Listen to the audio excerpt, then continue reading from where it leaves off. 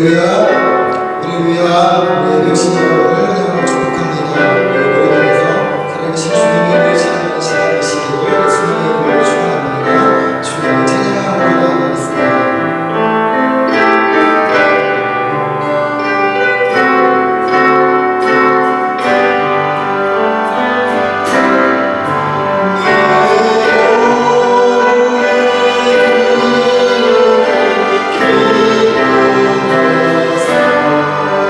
Hallelujah.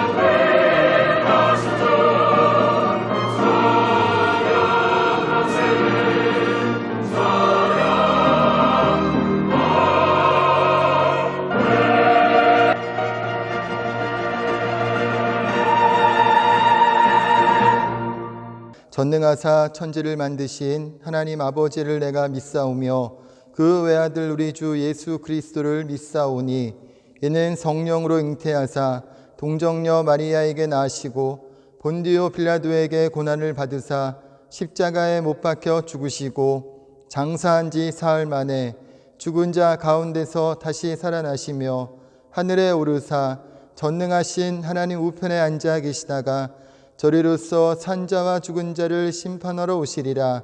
성령을 믿사오며 거룩한 공회와 성도가 서로 교통하는 것과 죄를 사하여 주시는 것과 몸이 다시 사는 것과 영원히 사는 것을 믿사옵나이다. 아멘.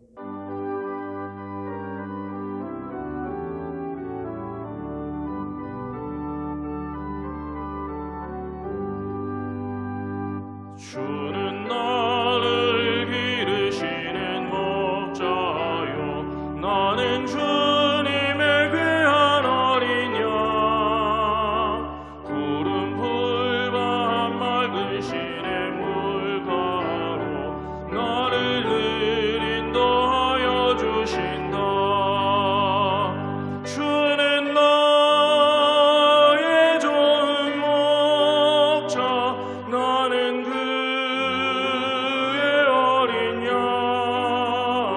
저를 따라 꼴을 먹여주시니 내게 부족함 전혀 없어라.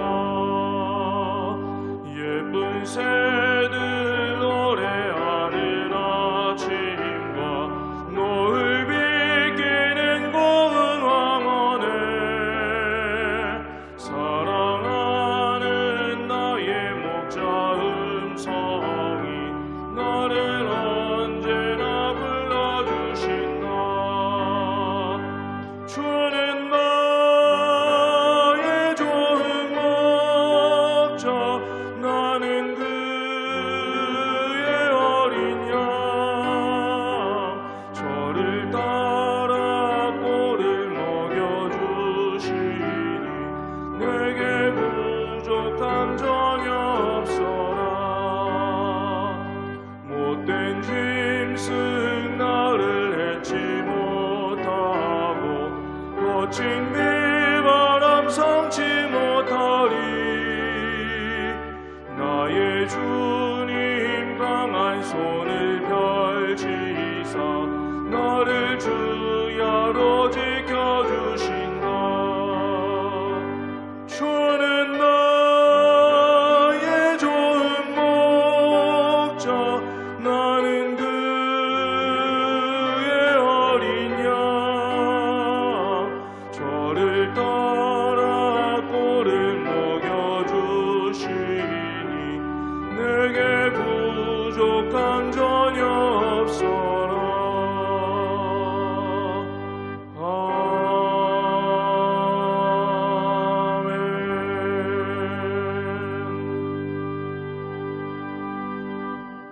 참 좋으시고 은혜가 풍성하신 하나님, 우리들의 삶 가운데서 늘 함께 하시는 여호와의 은혜를 찬송하며 이 시간 또한 예배자로 불러주시니 감사합니다.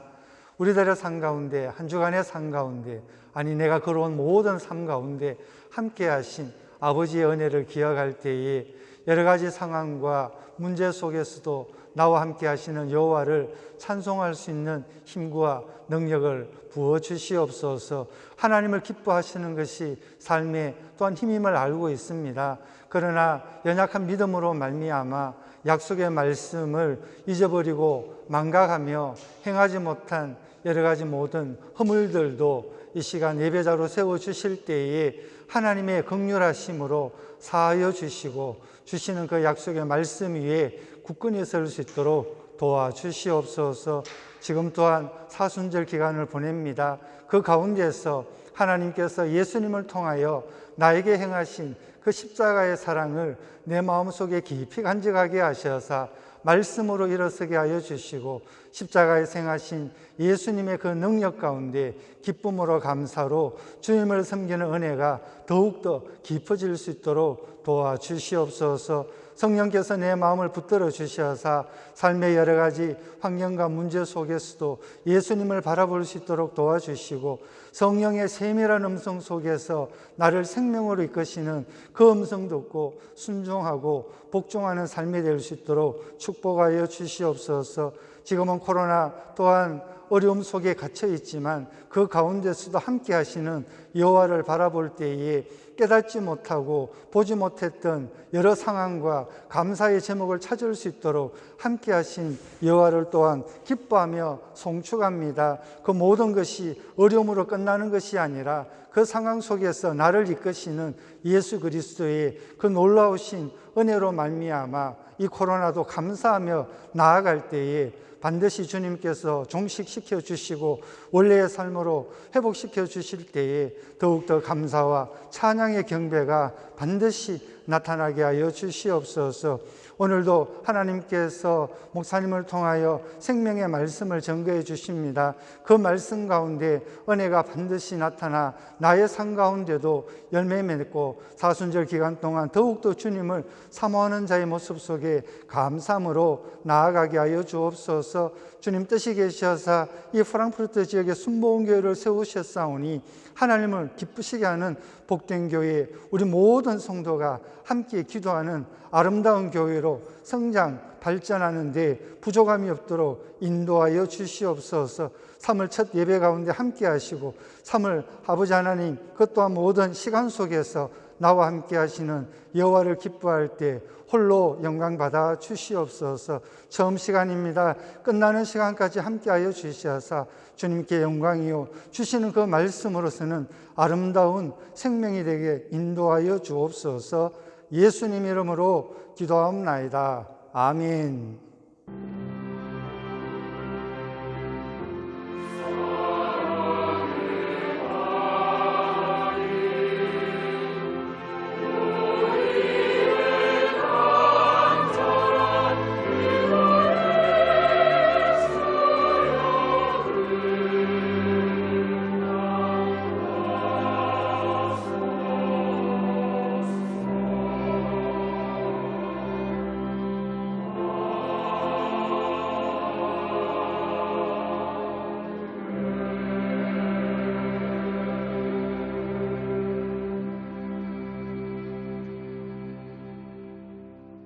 할렐루야. 오늘 은혜 받으실 하나님 말씀은 요한복음 4장 19절에서 26절까지의 말씀입니다.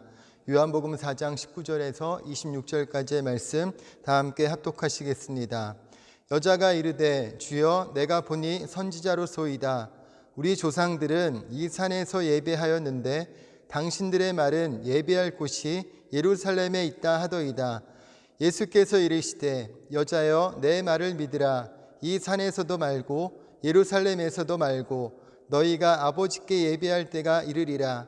너희는 알지 못하는 것을 예배하고 우리는 아는 것을 예배하노니 이는 구원이 유대인에게서 남이라.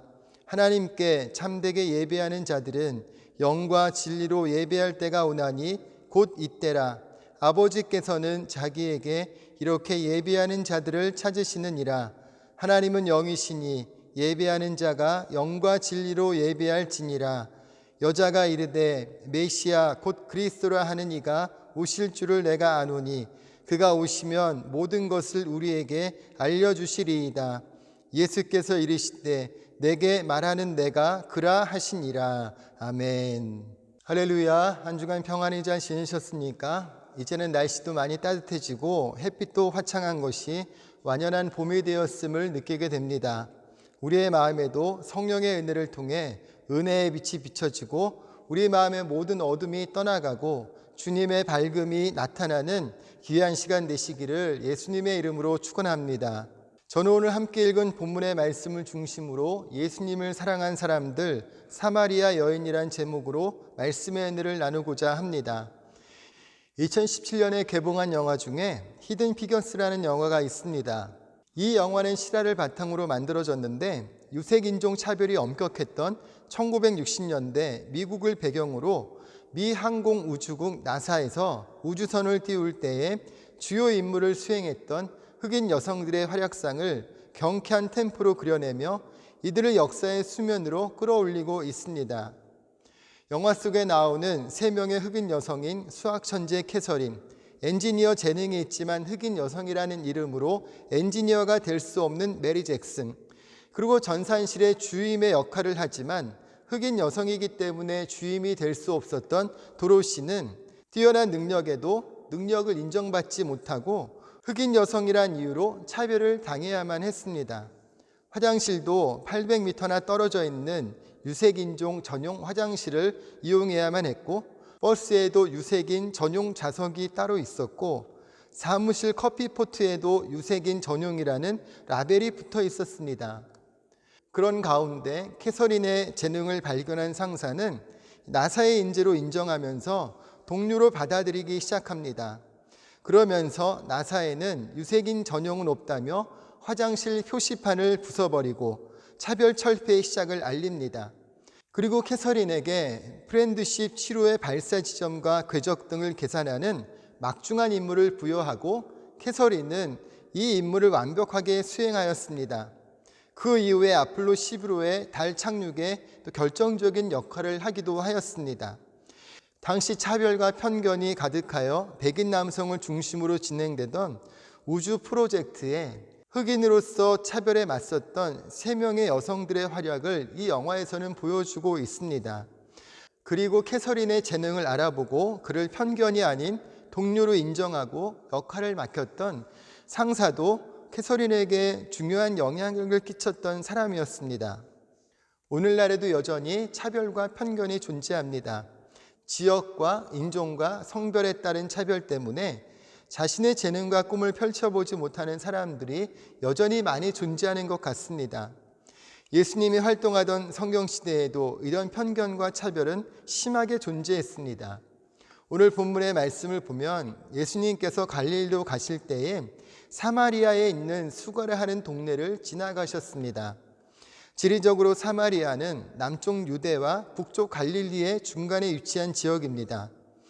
예루살렘에서 갈릴리로 갈 경우에 사마리아를 관통하면 3일 정도면 도달할 수 있었지만 유대인들은 사마리아에 대해 가지고 있는 적개심 때문에 대부분 일주일 정도가 소요되는 베레아 지역을 통과하는 길로 지나다녔습니다.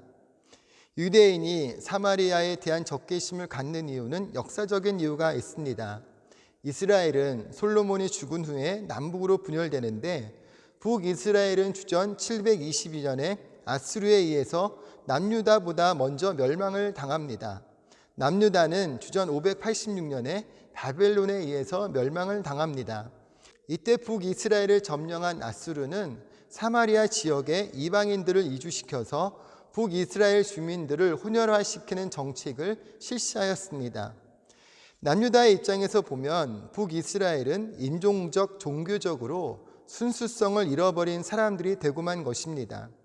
그 이후에 고레스 칙령이 공포된 후에 남유다 사람들이 고국으로 돌아와서 예루살렘 성전을 재건할 때에 사마리아 사람들은 성전 재건 공사에 참여하기를 원했습니다. 그러나 남유다의 백성들은 이를 거절하였고 그에 대한 반감으로 사마리아 사람들은 주전 400년경에 그리심산에 자신들만의 성전을 따로 세웁니다.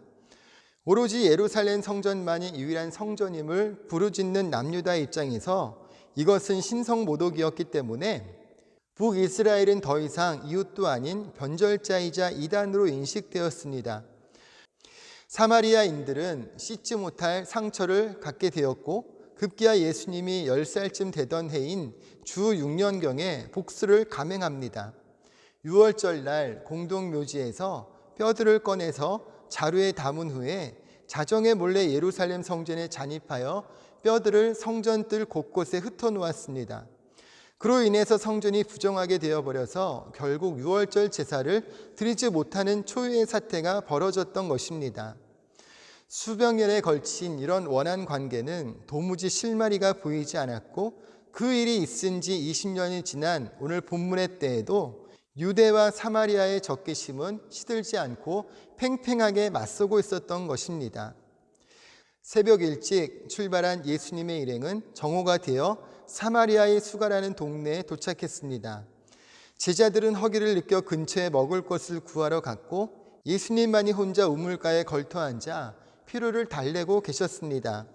예수님은 이곳에서 오늘 주인공인 사마리아 여인을 만나셨습니다. 더 정확히는 예수님이 사마리아의 수가성 여인을 만나기 위해 이곳을 지나가신 것입니다. 이스라엘 성지 순례를 가보면 나무 아래에 생긴 그늘은 시원하지만 태양빛은 너무나 뜨겁고 강렬해서 눈을 제대로 뜨고 있기도 힘든 것을 느끼게 됩니다. 그래서 당시 여성들은 신선한 오전이나 오후에 물을 기르러 나왔습니다. 그러나 이 사마리아 여인은 사람들이 많이 돌아다니지 않는 뜨거운 오후에 우물가에 나왔습니다. 이런 뜨거운 태양빛 아래에서 물을 기르러 왔다는 것은 다른 사람들과의 만남을 피하고 싶은 것이고 남들의 눈을 피해야 할 정도로 심각한 사정이 있다는 것을 알 수 있습니다. 이스라엘의 문화나 당시 중동 사회의 문화는 우리나라와 비슷한 부분이 많이 있었습니다. 당시에는 남녀의 구분을 엄격히 두는 사회였습니다. 여인의 정절을 아주 중요하게 여겼습니다. 그런데 예수님과의 대화를 통해서 볼 때 이 여성은 5번 결혼을 하였고 6번째 남자와는 결혼도 하지 않고 살고 있었습니다. 여러분, 모든 사람은 행복한 삶을 살기를 원합니다. 또 행복한 가정을 이루기를 원합니다. 그런데 사마리아 여인은 행복한 가정을 이루지 못한 것 같습니다. 어떤 이유에서든 5번 결혼을 했고 6번째 남자와 결혼도 하지 않고 살고 있었습니다. 이런 사실은 당시에 사람들에게 부도덕한 여성으로 비난을 받을 수밖에 없었고 사람들의 수군거림의 대상이 될 수밖에 없었습니다. 아무도 이 여성을 이해하지도 못했고 대화하려고도 하지 않았습니다. 예수님이 물을 좀 달라고 하셨을 때에 당신은 유대인으로서 어찌하여 사마리아 여자인 나에게 물을 달라 하나이까? 라고 반응하는 것을 보면 그 여인의 상황을 유추해 볼 수 있습니다. 예수님은 하루하루를 소망 없이 사람들을 피해서 살아가고 있는 이 여인을 찾아가시고 만나셨습니다. 그리고 예수님께서 그 여인에게 발을 걸으셨습니다. 세상 누구도 이 여인을 상대하지 않았지만 예수님은 이 여인에게 찾아오셨습니다. 주님은 연약한 우리에게 친히 찾아오시는 분이십니다. 예수님께서는 인간의 몸으로 이 땅에 오셨고 죄인에게 찾아오셨고 누구도 사람 취급해 주지 않는 이 사마리아 여인을 찾아오셨습니다. 우리가 예수님을 믿는 것도 예수님이 우리를 찾아오셔서 십자가에서 못 박혀 죽으시고 부활하셨기 때문입니다. 요한일서 4장 19절에 우리가 사랑함은 그가 먼저 우리를 사랑하셨음이라고 말씀합니다. 예수님께서는 이 사마리아 여인을 만나시기 위해서 아무런 활동을 할 수 없는 그 시간에 아무도 활동하는 사람이 없는 그 시간에 맞춰서 먼 길을 찾아오셨습니다. 그와 같이 예수님은 우리를 만나기 위해 이 땅에 찾아오신 것입니다. 여러분, 오늘 예배를 통해서 우리에게 찾아오신 예수님을 만나는 시간이 되시기를 예수님의 이름으로 축원합니다. 오늘 예수님은 사마리아 여성을 만나시고 그녀와의 대화를 통하여서 찌그러진 그녀의 인생을 활짝 펴지게 만들어 주셨습니다. 예수님께서 사마리아 여인에게 어떤 말씀을 하고 계시는지 다시 한번 살펴보면서 우리의 찌그러진 인생을 활짝 펴주시는 주님의 은혜를 동일하게 깨닫고 체험하는 시간이 되시기를 예수님의 이름으로 축원합니다. 첫째로 예수님은 우리의 생수가 되신다고 말씀하셨습니다. 14절을 보면 내가 주는 물을 마시는 자는 영원히 목마르지 아니하리니 내가 주는 물은 그 속에서 영생하도록 솟아나는 샘물이 되리라고 말씀합니다. 유대인들에게 생수는 비, 샘, 신의 강과 같은 하나님으로부터 직접적으로 온 물을 말합니다. 그 물은 하나님으로부터 온 성수이기 때문에 부정한 것을 정결하게 하는 힘을 갖고 있다고 믿었습니다. 예수님께서 여인에게 그런 부정함을 모두 씻을 수 있는 생수가 자신에게 있다고 말씀하신 것입니다. 사람들의 편견에 가득한 시선, 부정한 여인이라는 비난의 시선, 죄인이라는 죄의식에 가득한 자기 자신에 대한 시선에서 스스로 위축된 여성을 새롭게 하는 생수가 필요한데 그 생수가 바로 예수님 자신임을 말씀하고 있습니다. 요한복음 8장 36절에 그러므로 아들이 너희를 자유롭게 하면 너희가 참으로 자유로우리라고 말씀을 하고 있습니다. 예수님의 십자가 죽으심으로 죄인인 우리들이 의인이 되었고, 예수님의 십자가 죽으심으로 죄의 종이었던 우리들이 하나님의 아들과 딸이 되는 권세를 얻게 되었습니다. 여러분, 프랑스의 철학자 파스칼은요, 하나님께서는 각 사람의 마음속에 이 세상의 어떤 것으로도 채워질 수 없고 오직 예수 그리스도를 통해 하나님에 의해서만 채워질 수 있는 빈 곳을 주셨다고 말하였습니다. 사람들은 세상에서 성공하고 많은 것을 소유하면 인생이 행복할 것이라고 생각하지만 근본적인 자유와 평안과 기쁨은 하나님만이 채우실 수 있는 빈 자리가 채워질 때 얻을 수 있는 것임을 말씀하고 있습니다. 사람들은 세상에서 성공하고 많은 것을 소유하면 근본적인 행복을 얻을 것이라고 생각을 합니다. 하지만 근본적인 자유와 평안과 기쁨은 하나님만이 채우실 수 있는 빈자리가 채워질 때 얻을 수 있는 것입니다. 오늘 사마리아 여인은 세상의 그 어떤 것으로도 만족과 평안과 기쁨을 얻지 못했습니다. 하지만 오늘 예수님께서는 이 여인에게 영원히 목마르지 않는 생수가 되심을 말씀하고 있습니다. 여러분, 오늘 우리가 예배할 때 우리의 생수가 되시는 예수님의 은혜를 통하여서 우리의 모든 죄가 정결함을 얻고 우리의 빈자리에 주님으로 체험받는 시간 되시기를 예수님의 이름으로 축원합니다. 둘째로 예수님은 사마리아 여인의 상처를 치유하십니다. 16절에 보면 예수님께서 사마리아 여인에게 가서 내 남편을 불러오라고 말씀하십니다. 15절에 보면 사마리아 여인이 주여 그런 물을 내게 주사 목마르지도 않고 또 여기 물 기르러 오지도 않게 하옵소서라고 부탁을 합니다. 예수님은 이 말 다음에 바로 내 남편을 불러오라고 말씀하셨습니다. 사마리아 여인은 자신의 부끄러운 과거와 상처로 인해 남들이 돌아다니지 않는 시간에야 나와서 물을 기르러 나오는 그 신세를 면하기 위해서 영원히 목마르지 않는 물을 달라고 하였습니다. 그러나 예수님께서 주시고자 하는 물은 영혼의 갈증을 해소시켜줄 구원의 생수였습니다. 예수님은 사마리아 여인에게 구원의 생수를 주시기 위해 마음속 깊은 곳에 있는 상처를 끄집어내셨습니다. 그리고 가장 아픈 부분을 끄집어내시면서 그 상처를 치유해 주셨습니다. 여인의 삶을 움츠러들게 만들고 사람들을 피하게 만들었던 상처, 사람들에게 보이고 싶지 않았던 과거의 상처를 예수님은 끄집어내셨습니다. 이 상처가 치유되지 않으면 사마리아 여성의 삶은 회복될 수가 없었습니다. 상처를 치유하기 위해서는 먼저 그 상처를 마주보는 용기가 필요하다고 합니다. 그리고 그 상처를 주님의 은혜로 재해석하는 과정이 필요합니다. 사람들은 상처받은 마음을 마음속 깊은 곳에 숨겨놓고 중요한 순간에 상처가 들어있는 방해문을 열어봅니다. 그리고 그 상처를 기억하면서 같은 상처를 받지 않으려고 사람과의 관계를 끊어버리고 다시는 상처를 받지 않을 거야 다짐하면서 혼자 움츠러들고 숨어버리기도 합니다.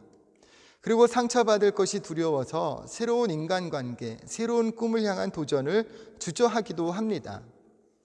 여러분, 상처는 치유되어야 합니다.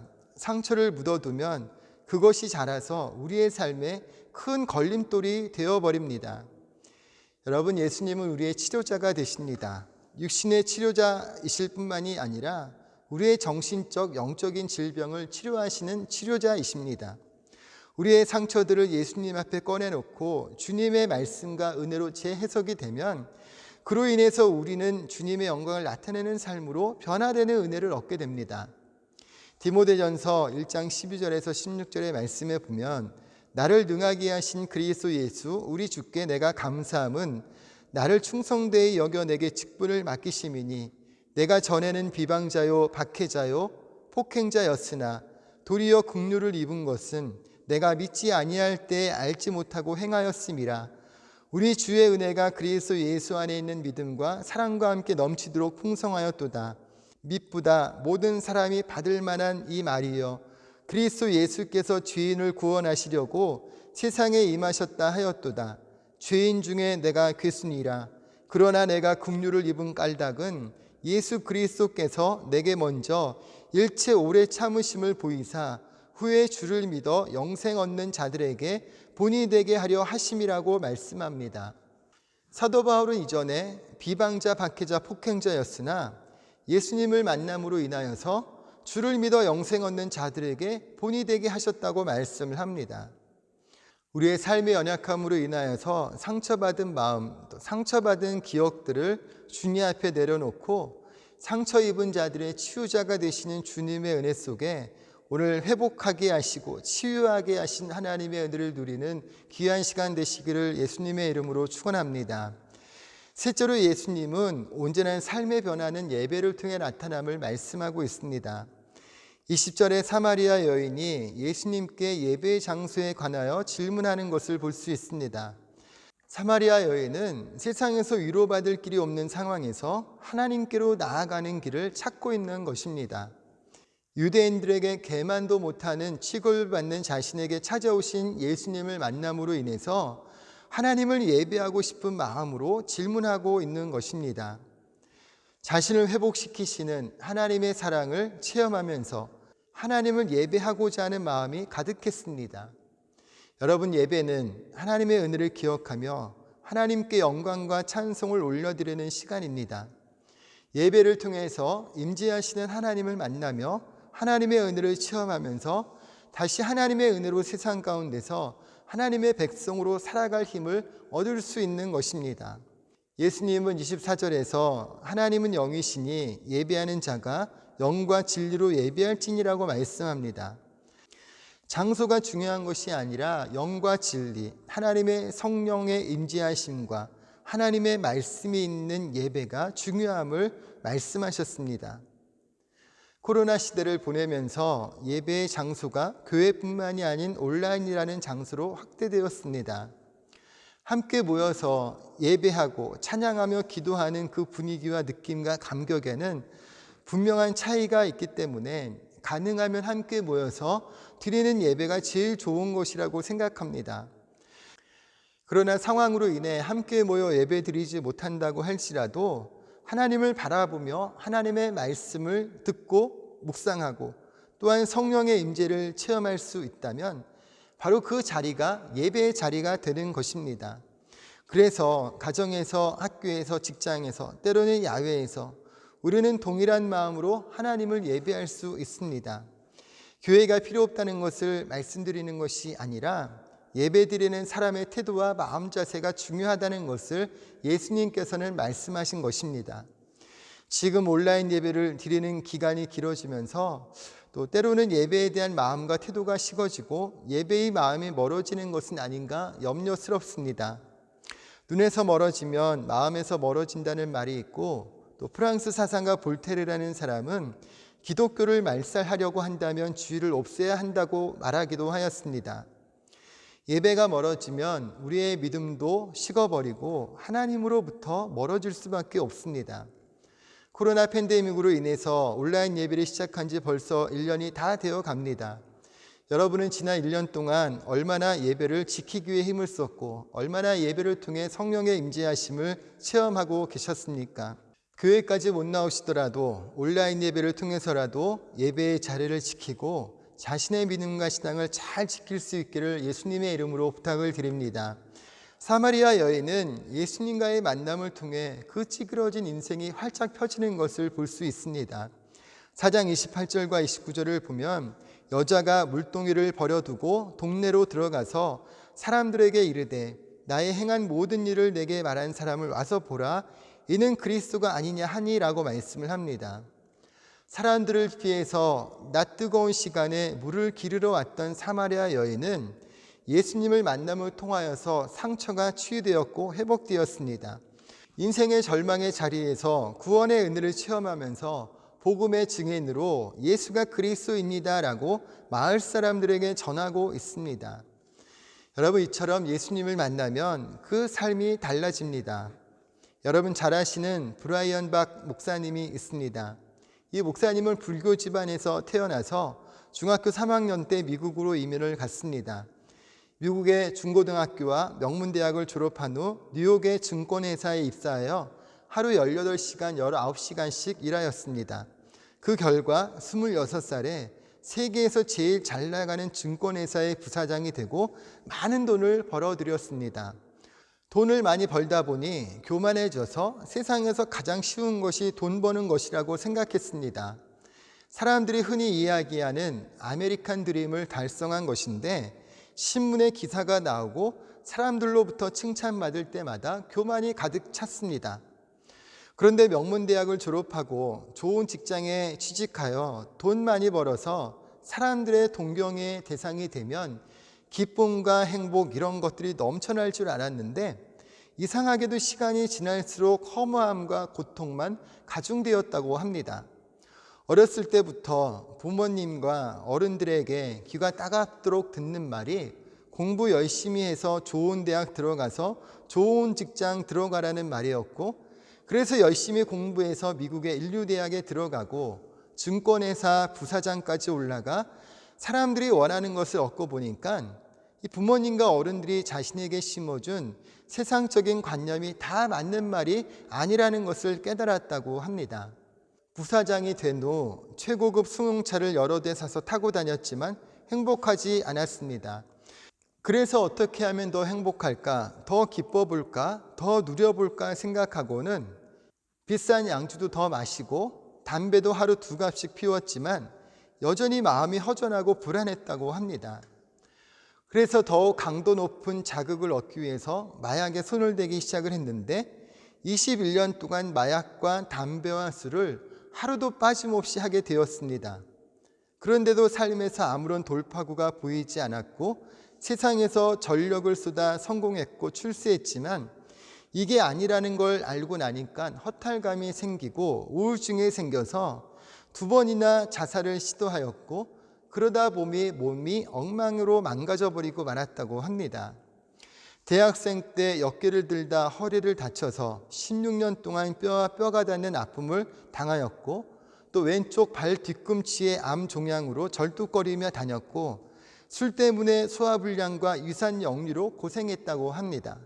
스트레스로 인해서 원형 탈모가 생겼고 온몸에 피부병이 퍼졌고 하도 아픈 데가 많아서 밤새 앓다가 아침에 일어나서는 담배를 피워 물고 진통제를 먹는 것으로 하루 일과를 시작해야 했다고 합니다. 하루에 진통제 20알을 먹지 않고서는 거동할 수 없을 정도로 온몸이 망가졌는데 돈은 많은데 몸이 아프고 죽지 못해서 하루하루를 살아가는 삶이었다고 합니다. 성격도 아주 난폭해져서 쉽게 분노하는 성격으로 변하다 보니까 사람들과 대화하다 쉽게 화를 내고 쉽게 주먹질을 해서 감옥에도 8번이나 다녀왔습니다. 한 해 동안에 19번이나 교통사고를 낸 적도 있었고 하지만 신기하게도 대형 사고가 나도 죽지는 않고 살아났다고 합니다.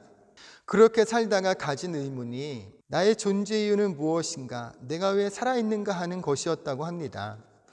그런 가운데 주변에 예수 믿는 분들을 만나게 되었고 그들을 통해 예수님에 대해 들을 때마다 그들의 믿음이 허황되다고 생각했습니다. 이 당시에 자신의 인생을 성공한 쓰레기였다고 표현을 합니다. 그런데 브라이언 박 목사님이 예수님을 만나는 은혜를 체험했습니다. 1994년 6월 17일 운전하던 중에 예수님께서 차에 찾아오셨습니다. 예수님과의 6시간 동안 초자연적인 만남의 사건이 있었고 그 이후에 이 목사님의 삶은 새롭게 변화되었습니다. 예수님이 만나주시는 그 순간에 하나님께서 일방적인 은혜로 술과 담배와 마약을 끊게 하셨고 16년 동안 앓았던 허리 통증도 2초 만에 고쳐주셨고 왼쪽 발 뒤꿈치에 있던 암 종양도 녹아서 눈앞에서 없어지게 하셨고 위산 역류와 두드러기와 원형 탈모도 없애주셨다고 합니다. 지금은 웬만한 사람들보다도 더 건강하게 돌아다니면서 예수님을 증거하는 삶을 살고 있습니다. 브라이언 목사님은 간증하기를 저는 여러분에게 종교를 가르치지 않습니다. 저는 제가 만난 예수님을 증거할 뿐입니다. 제가 만난 예수님을 여러분이 한 번이라도 인격적으로 만나게 되면 하나님께서 여러분을 변형시키실 것입니다. 여러분 역시 사도 바울보다 저보다 더 영향력 있는 간증자로 예수님께 영광 돌리며 살게 하실 것입니다. 제 인생의 목적은 예수쟁이로 사는 것입니다. 즉 예수님을 진실로 믿는 크리스천으로 사는 것입니다. 저는 예수님 만나고 나서 새로운 소망과 새로운 신분을 갖게 되었습니다. 바로 예수를 증거하고 하나님의 아들이 된 것입니다. 저는 제가 하나님의 아들이란 사실이 너무 행복합니다. 구원받아 행복했습니다. 크리스천으로서 행복했고 천국을 바라보는 천국 시민자로서 행복했습니다. 그런데 예수님을 믿고 따르면 따를수록 이것들보다 더 높은 신분이 있을 거라는 생각을 떨쳐버릴 수 없었습니다. 마침내 하나님께서 정답을 주셨습니다. 제 인생의 목적이 명확해졌습니다. 그것은 예수쟁이가 되는 것입니다. 이것이 제 인생의 목표입니다. 제가 예수쟁이가 되어 여러분을 전염시키고 여러분에게 영향을 줘서 여러분 역시 오직 예수로 말미암아 예수쟁이로 살도록 도와드리는 것이 인생의 목적입니다 라고 간증하였습니다. 여러분, 브라이언 박 목사님은 바로 이렇게 예수님을 만남을 통해서 그 인생이 달라졌습니다. 사마리아 여인도 예수님을 만남으로 인해 그 찌그러진 인생이 활짝 펴졌습니다. 오늘 예배하시는 여러분, 우리 인생의 문제 또는 상처가 있다면 주님 앞에 솔직하게 꺼내놓을 수 있기를 바랍니다. 그리고 우리의 상처와 아픔을 치료하시고 우리 인생을 회복시켜 주시는 주님의 은혜를 체험하게 되시기를 축원합니다. 그런 은혜를 통해서 우리도 예수님을 자랑하고 증거하는 복음의 증인, 축복의 통로로 이 땅의 삶을 힘있게 살아가는 그리스도인들이 되시기를 다시 한번 예수님의 이름으로 축원합니다. 잠시 기도하겠습니다. 좋으신 하나님 감사합니다. 오늘 주님 앞에 우리 마음의 무릎을 꿇고 함께 예배할 수 있도록 은혜 베풀어 주심을 감사합니다. 사마리아의 수가성 여인을 찾아오셔서 그를 만나 주시고 그의 찌그러진 인생을 활짝 피게 하셔서 바로 예수가 그리스도입니다라고 증거하고 고백할 수 있게 하신 주님의 은혜를 우리가 함께 묵상합니다. 우리도 이 땅 가운데 삶을 살아갈 때 예수님의 십자가 은혜를 더욱더 깊게 체험해서 우리도 찌그러진 인생이 활짝 펴지게 하여 주옵시고 그런 은혜 가운데 우리도 예수가 그리스도이십니다라고 증거하는 복음의 증인으로 이 땅의 삶을 살아갈 수 있도록 주님 은혜를 다하여 주옵소서. 우리 안에 어떤 염려와 걱정과 근심의 문제가 있습니까?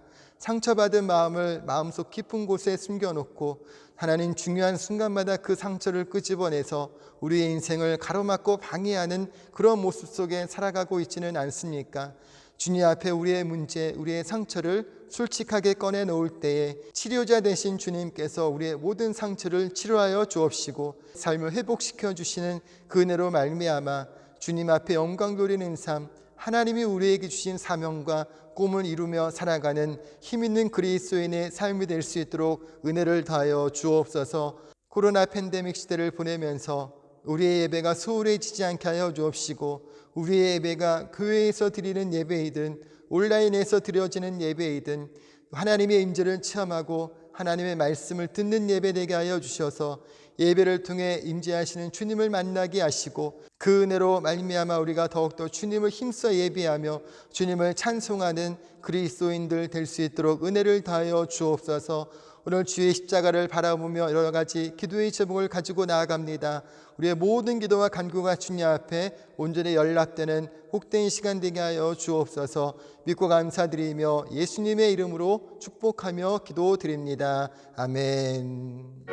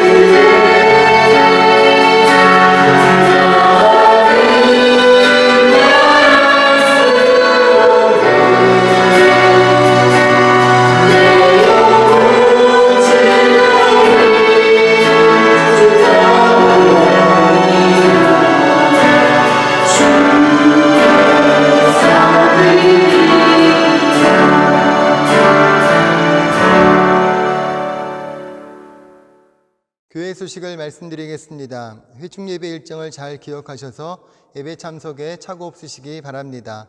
3월 14일 다음 주일 예배는 교회에 모여 예배드립니다. 코로나 바이러스가 속히 퇴치될 수 있도록 기도해 주시고 건강관리 잘해 주시기 바랍니다. 사랑의 동전 모으기에 계속적으로 관심을 가져주시기 바랍니다. 작정하신 헌금은 온라인 예배 시에 온라인으로 송금해 주시기 바랍니다. 송금하실 계좌는 주보를 참조해 주시기 바랍니다. 새벽 예배를 실시간으로 방송하는 가운데 있습니다. 새벽 예배에 동참하셔서 함께 기도해 주시기 바랍니다. 할렐루야, 예수님 안에서 좋은 일이 일어납니다. 믿음의 고백을 통해 날마다 꿈꾸고 선호하고 기도하는 모든 것에 넉넉히 응답하신 하나님의 은혜가 가득하게 되시기를 다시 한번 예수님의 이름으로 축원합니다. 들으신 예배에서 기도합니다. 참 좋으신 하나님, 주님 전으로 불러주셔서 예배하게 하심을 감사합니다. 우리에게 사마리아 여인에게 찾아오셔서 그의 찌그러진 인생을 활짝 피게 만들어 주셨던 것처럼 오늘날 우리에게 찾아오셔서 우리의 모든 연약함을 깨트려 주시고 하나님 자녀 삼아 주심을 감사드립니다.